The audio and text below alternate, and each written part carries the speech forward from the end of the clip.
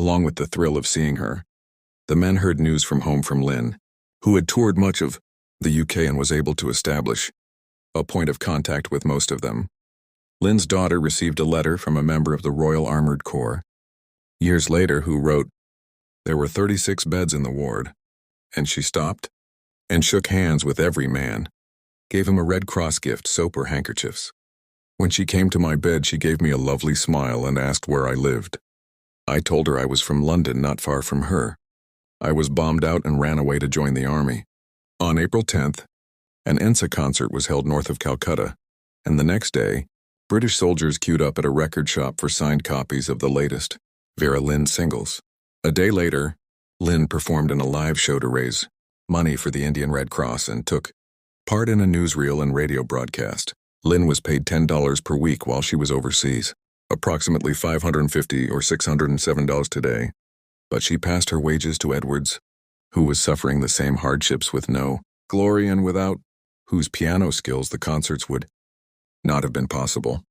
On April 22nd, Lynn and Edwards took a postal delivery plane to Chittagong, close to the border with Burma. Because of the dangers involved from here on in, ENSA's responsibility was transferred to the British Army to escort Lynn to the front line and keep her safe. She had arrived at a critical time in the Burma campaign. The previous month, Slim's troops had scored their first victory against the Japanese, and he could see that it was his tactics and training that had given the 14th Army the edge. It was known as the Battle of the Admin Box because of its rectangular site in a former administrative area that was turned into a defensive position besieged in the hilly jungle area of the Arakan region. It involved medics, clerks, drivers, and tank crews as well as the regular soldiers in ferocious hand-to-hand combat, and got worse when Japanese troops ran through the medical tent, killing 35 staff and patients. Allied airdrops of food and supplies ensured that Slim's troops would not be starved into submission. Instead, they wore down the Japanese troops, driving them back into the jungle.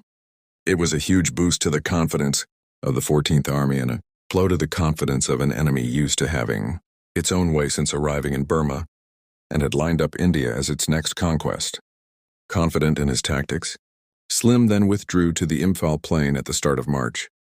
The enemy followed him, as expected, but also sent a division to the Kohima Ridge, 100 miles to the north, hoping to eliminate the British units guarding it and cut off communications with Imphal.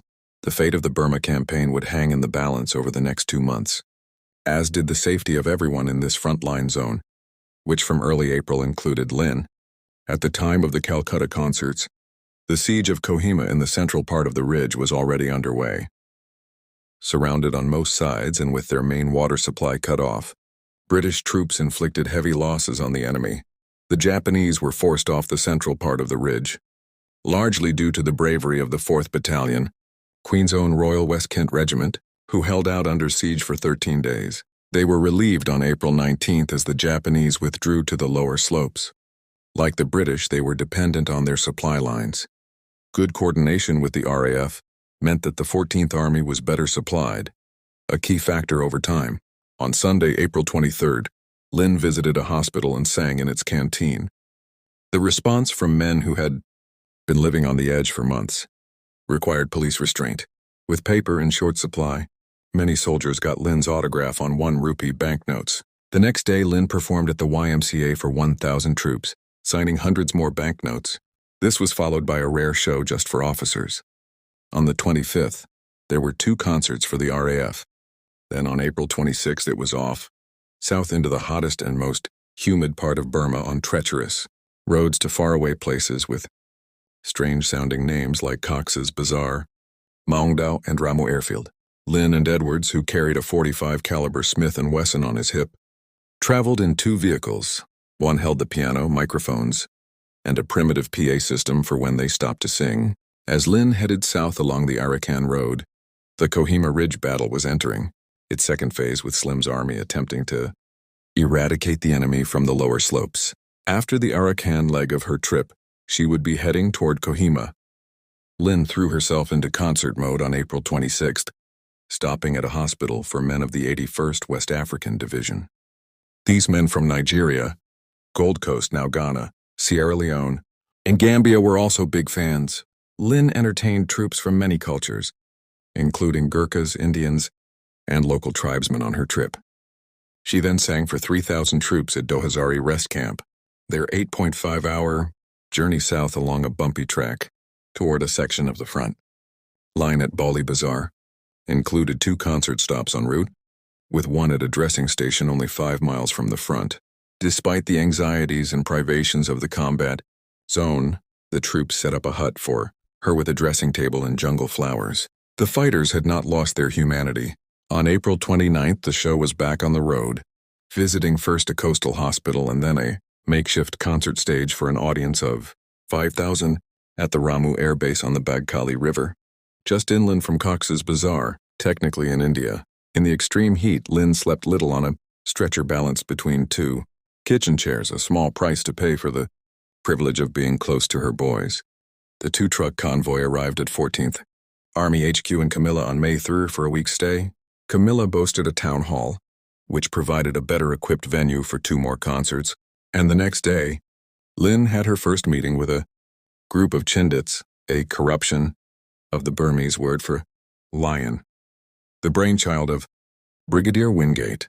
This special force had been living practically native in the jungle behind enemy lines, creating mayhem for the Japanese.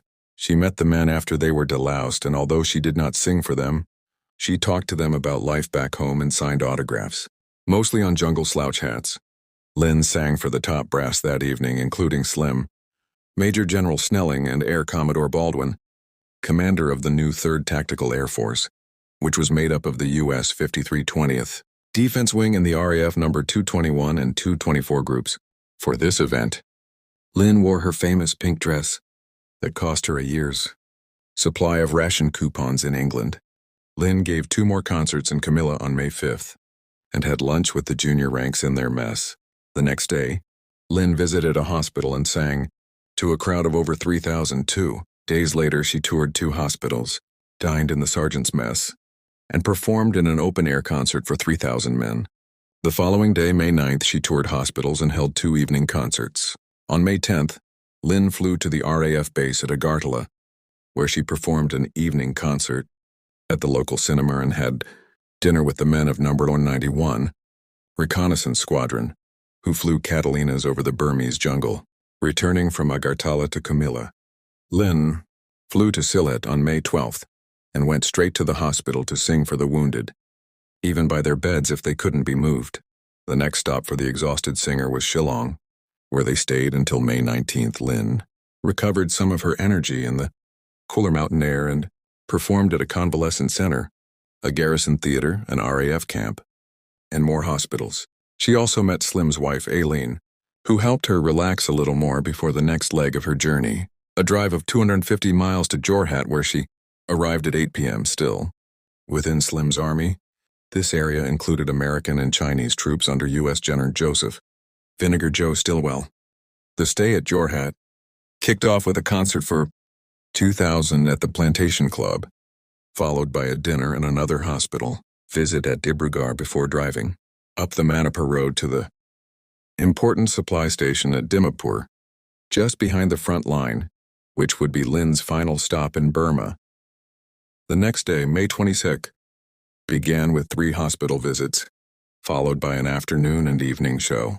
2 more hospitals were visited the next day as, close by, some of the worst fighting of the campaign was taking place. Patients arrived with horrifying shrapnel and gunshot wounds, some already infected, and the air was heavy with the stench of gangrene. On May 24th, after 2 morning shows and wanting to do more, despite her body telling her otherwise, Lynn set off on the road to Jorhat, which would ultimately lead her home. At Jorhat, Edwards and Lynn waited all day for a pilot willing to brave the monsoon weather, to fly them to Calcutta. Against all advice, an American with a small plane agreed to take them. As the exhausted performers slept, the pilot went off course in the dark, and a 2.5-hour flight took 6 hours. They arrived at Calcutta with 20 minutes of fuel left. Lynn sang one last concert in Karachi before landing in England on June 6th, greeted with the news that Allied troops were piling into Normandy. That summer she recorded Somewhere in France with You, for the Allied troops fighting toward Germany. Perhaps the best insight into what Lynn did for the troops in Burma comes from the men themselves, who flooded her with letters of gratitude, a process that was reignited when she and her daughter, Virginia Lewis Jones, asked for first-hand accounts for her autobiography. Keep smiling through to celebrate her 100th year. Some replies came from the veterans, but most were from families recalling fathers who never talked about Burma except the time Lynn sang for them. Lynn continued her singing career and charity work but never forgot her boys. In June 2019, at the age of 102, she recorded a voice message for the 75th anniversary of D-Day. The 250 men on board a Royal British Legion cruise to the Normandy beaches heard, "Hello boys, Vera Lynn here. I wish you and your carers a memorable trip to Normandy. It will be nostalgic and sure to bring back lots of memories. Rest assured we will never forget all you did for us. I'm sending you all my best wishes for the trip." Dame Vera Lynn was 103 when she died on June 18, 2020.